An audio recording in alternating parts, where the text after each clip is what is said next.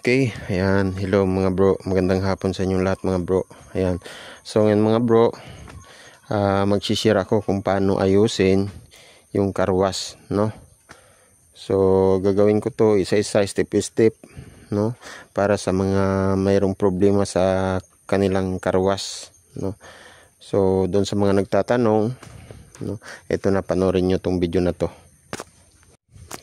At syempre mga bro, nice kung bagong lahat mga bro, nice kung subscribe niyo ang aking YouTube channel, Kuya Bird Channel. Ayan, paki-like na rin, paki-share at paki-pindot yung notification bell para sa mga bagong update ng aking video. Kasi nung una, meron akong upload na ganito sa karwas mga bro, so hindi ko naman alam na magba-viral yon. Kaya ang daming nagtatanong sa akin, no? Kaya kasi yung in-upload ko dati, so hindi kumpleto. So ngayon mga bro, sisikapin kong makumpleto tong i-upload ko na video na to mga bro. Kaya panoorin nyo hanggang matapos mga bro, no? So meron na akong cord. Ito yung galing dun sa kuryente, no? So dito na ako naglagay ng switch para madali. So kailangan kasi pag pindot mo ng switch, hawak-hawak mo yung itong nozzle or itong sprayer, no? Kasi kapag pinindot mo yung switch, halimbawa malayo yung switch nandun sa bahay, doon sa saksakan, tapos pag andar ng makina, hindi pwedeng walang hahawak dito mga bro, lilipad to, no? Lakas kasi ng pressure nito. So try natin mga bro. Yan, pindot natin yung switch. Tingnan natin kung dito tayo pupwesto. So panoorin nyo mga bro, sa lakas ng pressure. Yun. Okay. So nakita nyo mga bro, lipad, no? Ganon kalakas yung pressure ng karwas ko. So itong karwas ko na to mga bro, matagal na, siguro nasa 5 to 6 years na, no? Pero laging kondisyon yan mga bro. So ngayon mga bro, sisirain ko to kahit ayos yan. So para ma-share ko lang sa inyo kung paano ayusin, no? Step by step, okay? Ayan, so una mga bro, yung dapat natin i-check up, lalo na pagka bagong bili, tulad dun sa nagtatanong sa akin, no, na gusto kong panoorin niya tong video na to para maayos niya yung karwas niya, no? Doon kay bro Nicole ba or Nicole? Ayan, from Holo. Ayan, Holo, Philippines, no? Sobrang layo, hindi ko alam, hindi ko akalain na abot pala yung video ko doon sa Holo. Okay, so ito na yun mga bro, ito na yun bro, Nicole. Okay, so una, papakita ko lang yung sitwasyon ng belt. Ayan, so dapat yung belt natin ay talagang higpit yan, yung dalawang belt. Kasi pagka hindi yan mahigpit, umaandar man siya pero nag-i-slide yung belt dito sa dynamo, no? So yung ikot ng dynamo continuous, pero yung ikot nitong water pump or car wash mahina kasi slide yung belt. Okay, pero pagka yung dynamo mo, pag pindot mo ng switch, umuugong lang, mahina, kailangan mo pang hilain yung belt para umikot.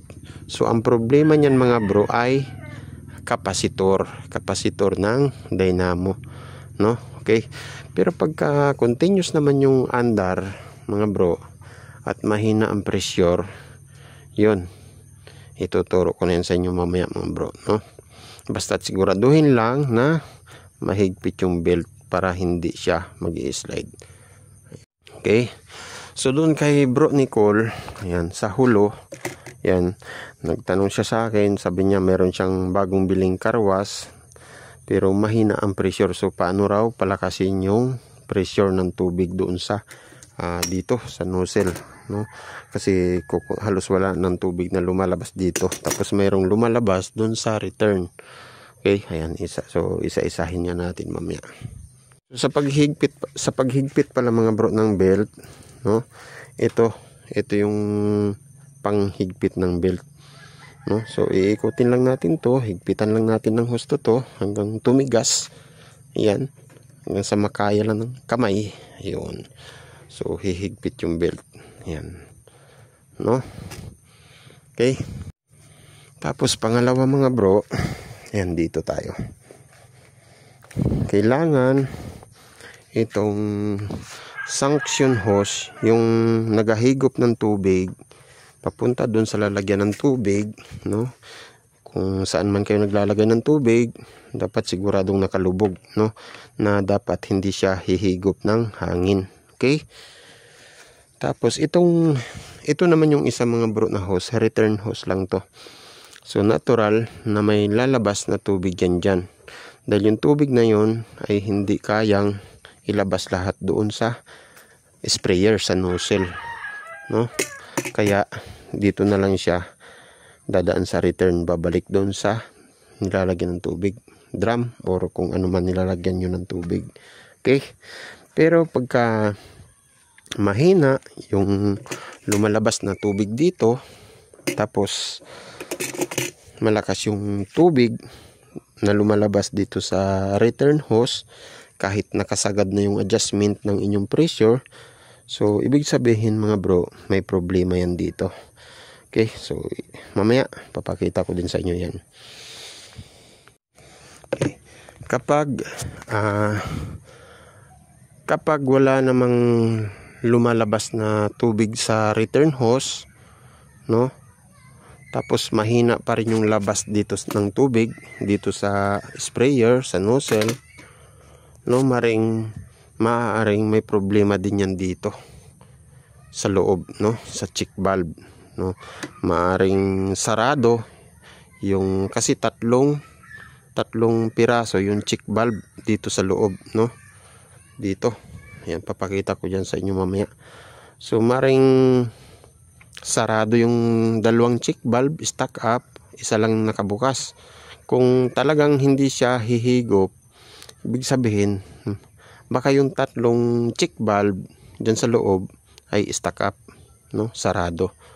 Okay, so tatanggalin ko muna to mga bro, yung hose natin para mabaklas natin to, no. May pakita ko sa inyo kung ano yung check valve.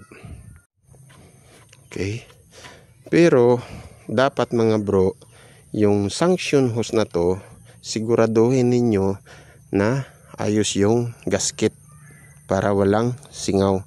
Dahil pag hindi nyo na ilagay yung gasket dyan, or hindi maayos yung pagkalagay ng gasket, no, hihigop din yan ng hangin, so walang pressure yung inyong power spray. Okay, so tandaan bawat isang sinasabi ko mga bro.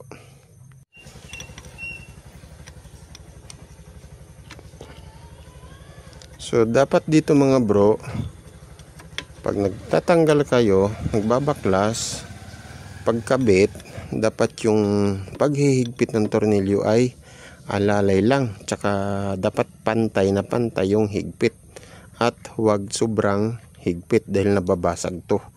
Okay,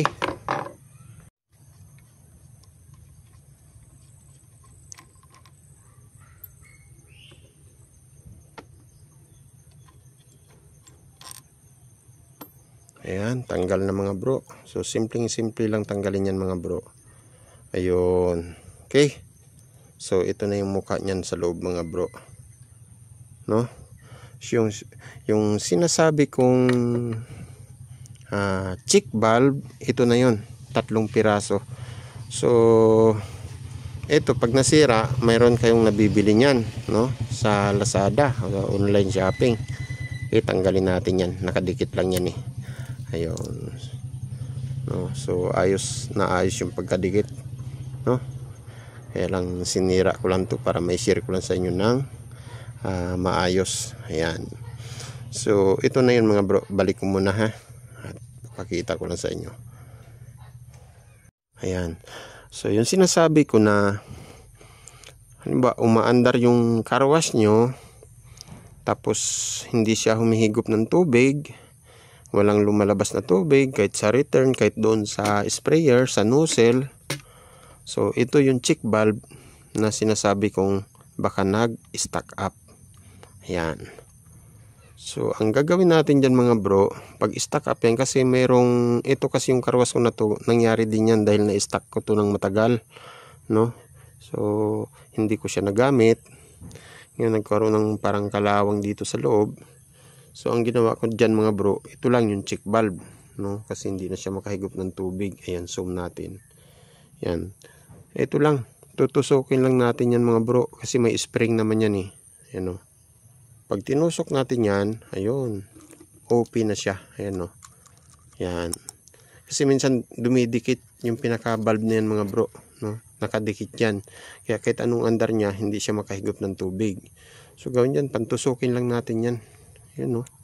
So kung gusto naman nyo mga bro, para sigurado kayo, tanggalin niyo, no? At sabunin, linisin ng maigi. Ayan.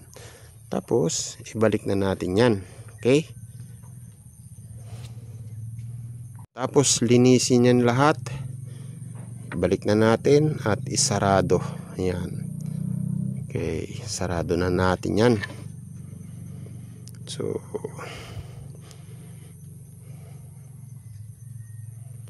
ito.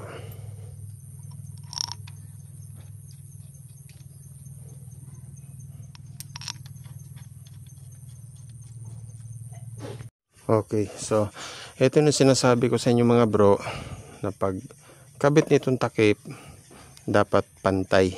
Ayan. So at ang paghigpit naman itong tornilyo mga bro, dapat sabay, no? Isang pihit o dalawang pihit dito, so lipat na naman dito sa kabila, ang dalawang pihit, tapos lipat na naman dito sa kabila, dalawang pihit. Ayan. So para pantay yung higpit. Dahil pag tumagilid dyan mga bro, pwedeng magkaroon ng singaw, no? So pag may singaw yan, ganun din mga bro.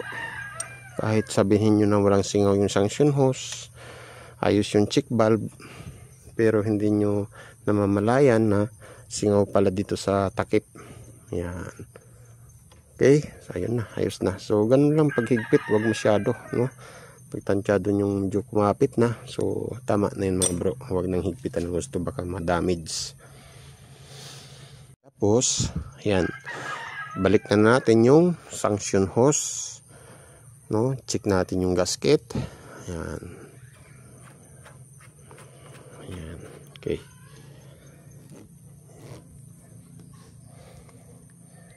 So dapat, so ito lang yung gamit ko dito mga bro, no? Sa base grip. So hindi ko naman to masyadong hinihigpitan para hindi agad-agad masira yung mga thread. Yan. So alalay lang yun. Yun. Okay. So ayos na yan mga bro. Kasi may gasket naman yan eh. Okay. So ayos na yan dito, no? Naipakita ko na sa inyo. Susunod naman mga bro, dito tayo sa adjustment ng pressure. Ayan. Ito yung adjustment ng pressure. Kasi nga sabi nung sabi ni bro Nicole ba or Nicole? Okay, sabi niya kasi mahina yung pressure ng kanyang karwas, no? So sabi ko, higpitan lang to kasi ito yung adjustment ng pressure. So akin yan talagang nakasagad, no? Yan, sagad talaga yan. Kaya sobrang talagang malakas yung labas doon sa nozzle, no, ng tubig. Ngayon kahit nakasagad yan at malakas pa rin yung labas ng tubig dito, tapos dito naman sa sprayer sa nozzle ay mahina, so maaaring may problema yan dyan sa loob. Pinaka check, may check valve din dyan pero ibang klase. Okay, so babaklasin natin to at ipapakita ko rin sa inyo. So yung kay bro Nicole, no, yung karwas na binili niya, yung lalagyan ng return hose dito sa dulo. So mas maganda yun mga bro, kasi pag tinanggal mo yun, yung ganito, no, yung adapter, naka-open na yun siya. Pag tinanggal mo rin to, tutusukin mo lang yun dito na ganon, no, para tanggalin yung pinaka-check valve dito sa loob na tumatakbo kapag ina-adjust mo yung pressure. Okay? So, yun yung sinasabi kong baka i-stack up. So, pag i-stack up yun, ganun mangyayari. Lahat ng tubig dito lalabas, halos wala nang lalabas dito sa outlet ng papunta sa sprayer, no? So, kahit anong higpit mo dito, yung kanyang pinaka check valve or anong tawag dyan, naka-maintain lang yun, gagalaw lang siya ng konti, pero hindi talaga maipipress ng spring para magsara dito, no, sa return, para pag nakasagad to, nakasarado yung check valve doon, so yung tubig, halos lahat ng tubig lalabas doon sa nozzle o sa sprayer, kaya malakas yung pressure, no? Makikita natin dito sa kanyang gauge, halos sasagad yan dito yung kanyang indicator. Okay, so babaklasin ko muna ito mga bro para may pakita ko sa inyo at may share. Okay, so una mga bro, tanggalin lang natin to, no? So pero lagi kong sinasabi, pagka nagbabaklas tayo, so dapat laging tandaan. So kung pwede lang i-video ninyo yung pagbaklas para meron kayong papanoorin ulit pagka sakaling hindi na ninyo alam kung paano ibalik. Okay, ayan. So tanggal na. Ito yung kanyang spacer sa loob. Ayan. So nakalagay lang yan dito, no? Para pag inikot, hindi siya matigas ikutin. Kasi dito lang siya, ito lang yung tumutulak doon sa knob.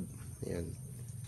Okay. Kasi pag wala to, matigas ikutin dahil yung spring ang tutukod doon sa loob. Okay. So tanggalin natin yung spring. Ayun, kinalawang na nga mga bro. Kita nyo may kalawang na. So kaya doon sa mga bumibili ng bagong karwas, no, huwag kayo umasa na brand nyo. Minsan kasi yung karwas pagka stock na yan doon sa tindahan, matagal na yan, nagkakaroon din yan ng mga kalawang or dumi doon sa loob. Okay, yan. So ito na yung spring. At ang susunod natin babaklasin mga bro dito, no, ayan, no, para maitulak natin yung check valve lumabas dito, para matanggal natin doon sa loob at malinis. Ayan.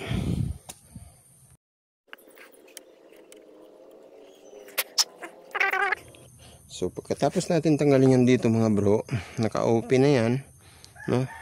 Tutulak lang na. So kailangan pala nating tanggalin to. Hindi naman siya nagbisyo. So isang bisis lang nagbisyo to nung una, nung bago pa, kasi nga dahil hindi siya na itutuno ng maayos, no? Kaya naituno ko na siya ng maganda. Yun, hindi ko na rin siya na baklas ulit. So kita naman ninyo mga bro, nagkaroon na nga ng kalawang sa loob. Ayan. Okay. So pagtanggal natin ito mga bro, yan, pagtanggal natin ng spring tsaka itong knob dito sa dulo, tatanggalin pa pala natin to. Ayan. Ayun. Okay, ito na yung mukha mga bro, no? Ayan, may mga butas-butas. Okay, so yung saan ba yun? Hindi na makita. Ayan, ito yung dulo. Ayan, yan yung dulo mga bro, no? Okay, so ganun yung position yan mga bro. Ayan, so ito yung spring. Ayan. Okay, so yung sinasuggest ko dito mga bro, katulad nito mga bro, no? Ayan, yung nilagay ko dito nung nag-repair ako ay margarine, no? Hindi ako gumagamit ng grasa, dahil yung grasa mga bro, pag laging nalalagyan ng tubig, tumitigas, no? So pwedeng mag-stack up. Pero itong margarine, pag nilagay mo yan dyan, kahit ilang taon yan mga bro, margarine pa rin yan. Okay, katulad ng mga ginagamit sa piping, no, sa pag-install ng tubig. So ang ginagamit dun ay margarine. Ayan, bahala na kayo kung anong klase ng margarine gamitin nyo mga bro. Okay, so hinila ko lang to. Ayun. So ito yung sinasabi kong check valve na itinutulak ng spring.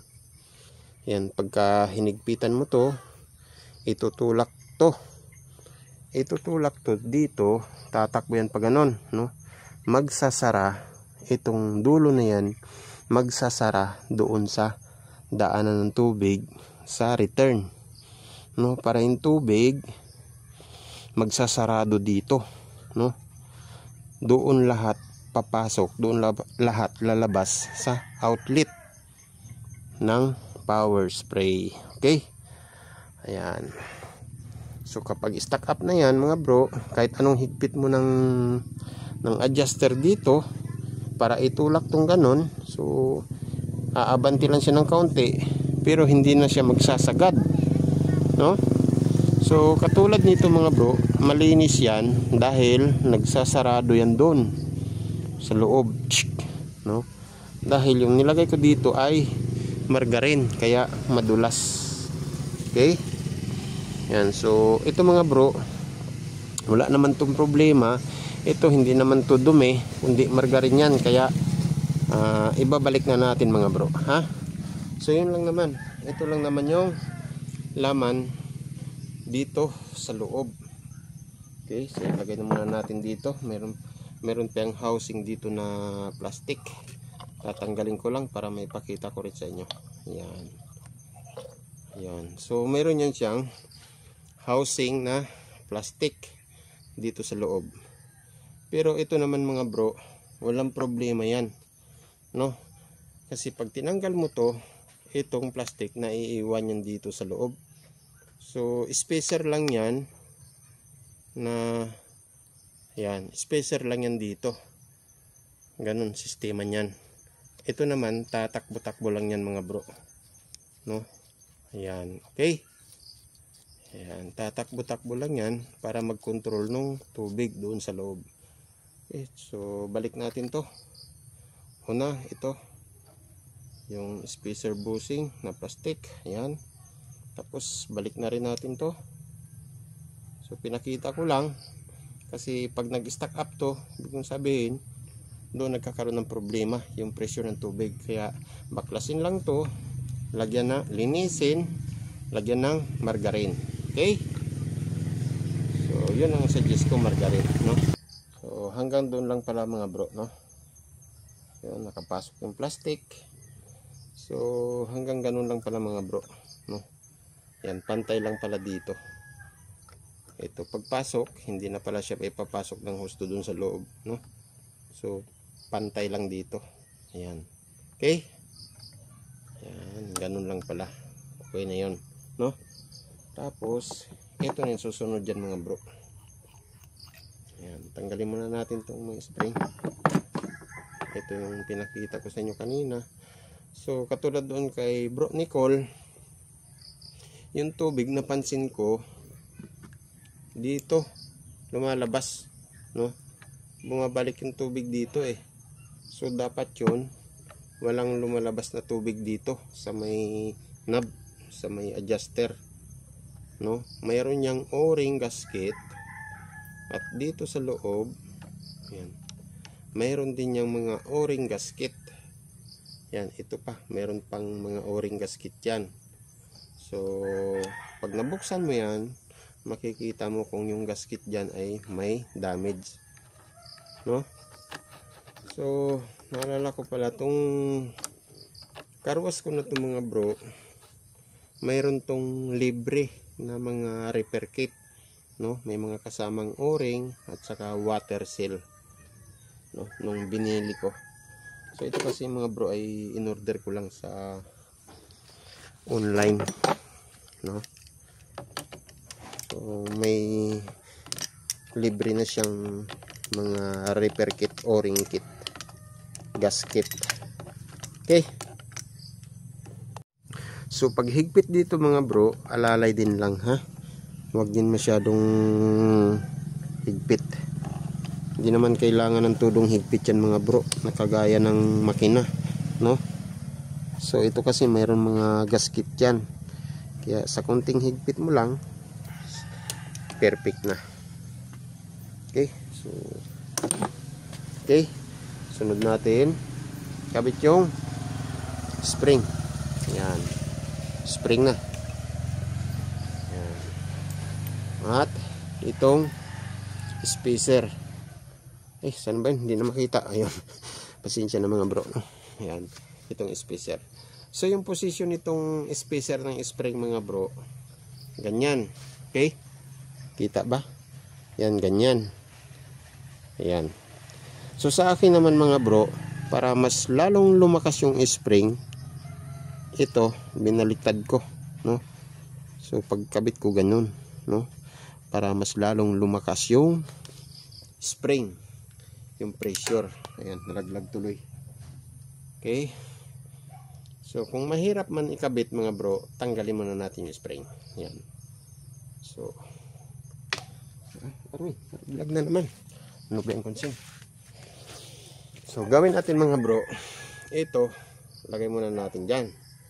Tapos ayan, takip natin yan bago natin ipasok. Ayun. Okay? So wala na siyang kawala. Ayan. So maghihigpit kita dito mga bro. Ayun. So titesting natin mga bro mukhang lumakas, no? Ayan, lumakas na yung spring. Okay, so testing tayo ngayon mga bro.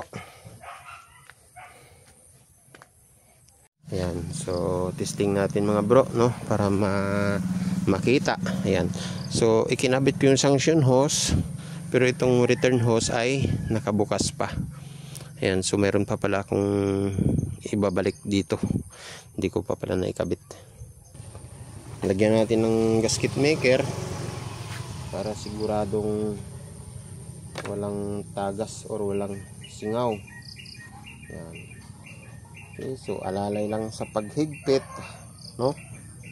Alalay lang. Ayan, okay. Okay, testing natin. Start. Andar. So buksan ko muna dito, no, yung tubig para hindi malakas doon sa nozzle. Sarado muna natin doon sa sprayer, no? Yan. So di ko na masyadong pinipihit dito yung kanyang bull valve kasi madaling masira. Yan, ito nga, nagpalit na ako ng bagong bull valve, no? So in order ko rin lang sa online. Okay, open natin, buksan natin, pindot ng power. So, dahil wala pang tubig, ayun, okay, lakas. Ayan, pag sinara natin ito paunti-unti mga bro, ayun, so halos wala nang lumalabas na tubig dito sa return, no? Dahil yung knob adjuster ko ng pressure ay nakasagad. Okay, so lahat ng tubig doon pupunta sa sprayer. Okay, patay mo na lang. Ayun mga bro. Okay, so ngayon sarado natin to at itesting natin tong sprayer. Ayan, testing natin to. Ayan, so testing natin mga bro. Ayan, ganyan na lang, no, para kitang kita. Okay, nakasarado na yung outlet ng tubig dito. So dito nakabukas na to at dito natin titesting. Ayun, ganun kalakas mga bro. So tirahin natin yung hagdan. Oh, so mga 2 meters mga bro, oh, tanggal yung putik yung hagdan, oh. Oh, lakas.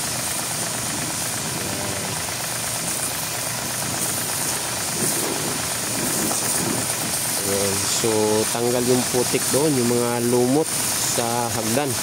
Oh, so ang agwat niyan mga bro ay mga 3 meters na. Ayan, so pag natanggal mga 2 meters, so atras ako. Ayan, nasa mga 3 meters na.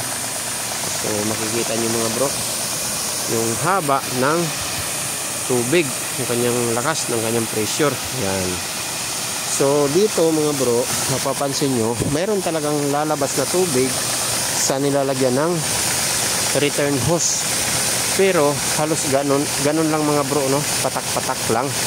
Ayan, okay, off muna natin mga bro. Ayan,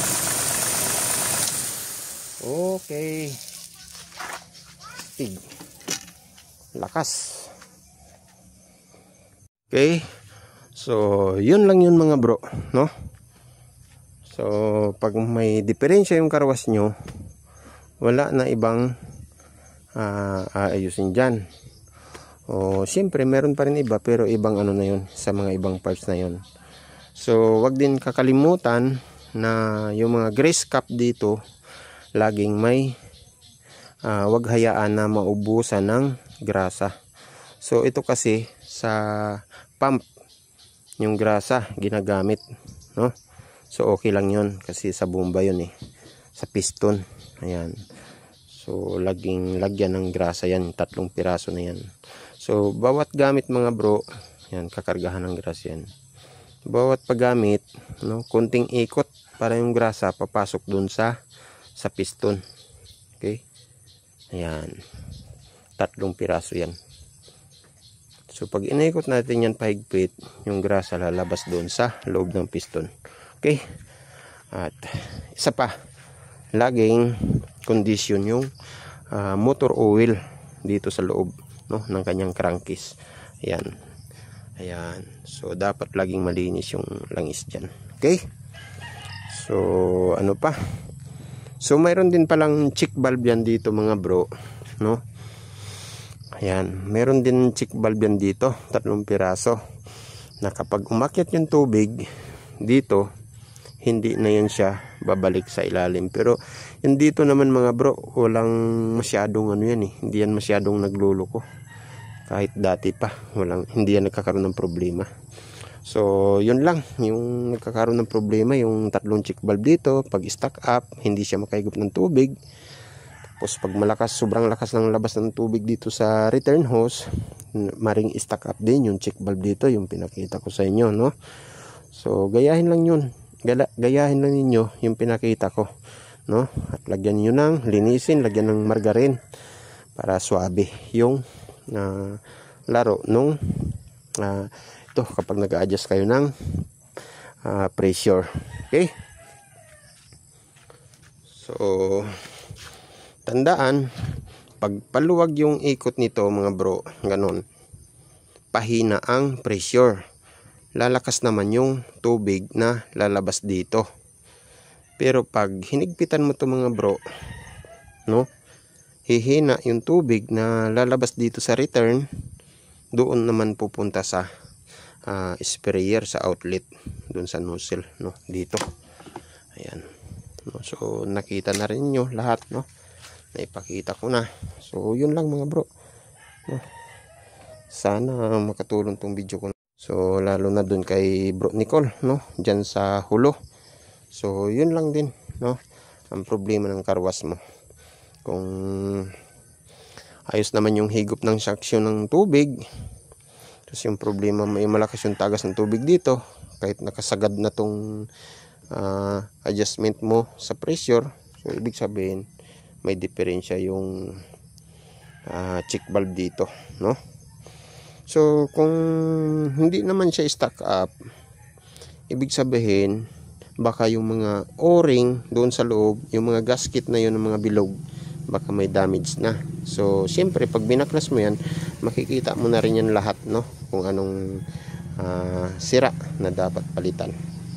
Okay, so yun lang bro, no, panoorin mo lang to, yung video ko na to.